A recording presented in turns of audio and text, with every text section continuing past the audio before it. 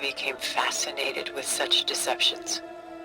Eventually, I developed scanning software that could detect fakes with unparalleled accuracy.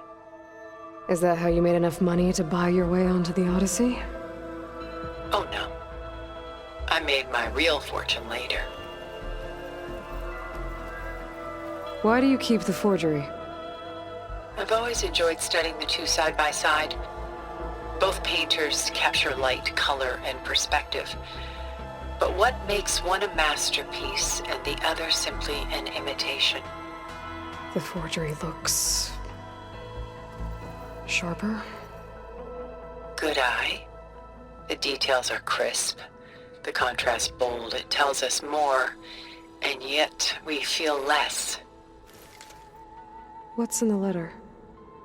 Who can say? What does the painting tell you? She's... concerned? Whatever's written in the letter troubles her. A burden she can't put down. Fascinating. Why go through so much effort to make a fake masterpiece? The forger initially painted under his own name, but found little success. His work was considered unremarkable. But when he took on the guise of Vermeer, suddenly it was celebrated as extraordinary. But it was a lie. And he knew it. Sometimes we struggle to glean what is real and imagined, even within ourselves. The irony of these two is that Vermeer died in obscurity. He had no idea his work would become some of the most precious, most copied, most preserved pieces in all history.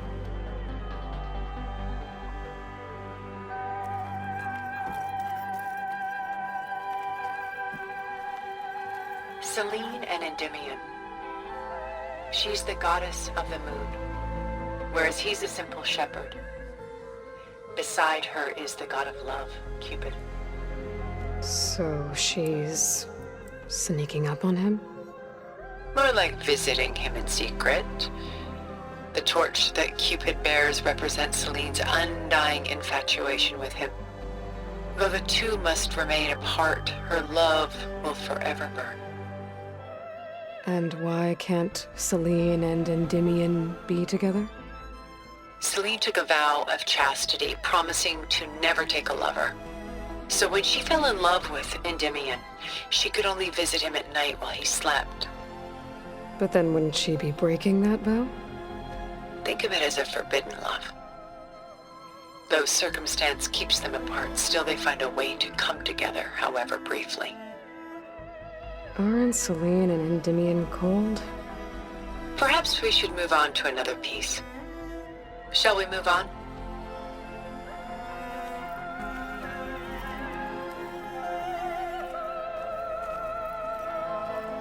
This is Rembrandt painting Jeremiah, a man in mourning.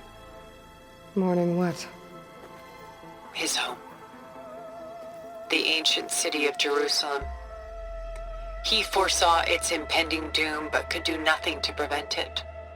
So instead, he saved its treasures from destruction, just as I saved these works.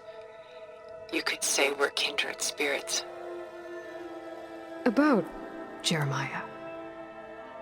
If he knew his home would be destroyed, why didn't he save the people? Why save those relics? He tried, but no one would listen to his warning, so he saved what he could. But how did he know? He was a prophet. He saw an army invade and destroy the city in a vision. So it's more like he calculated which side would win a battle.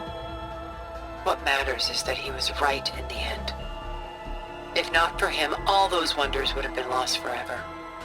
At least this way, some part of his world survived. You know what I like the most about this piece?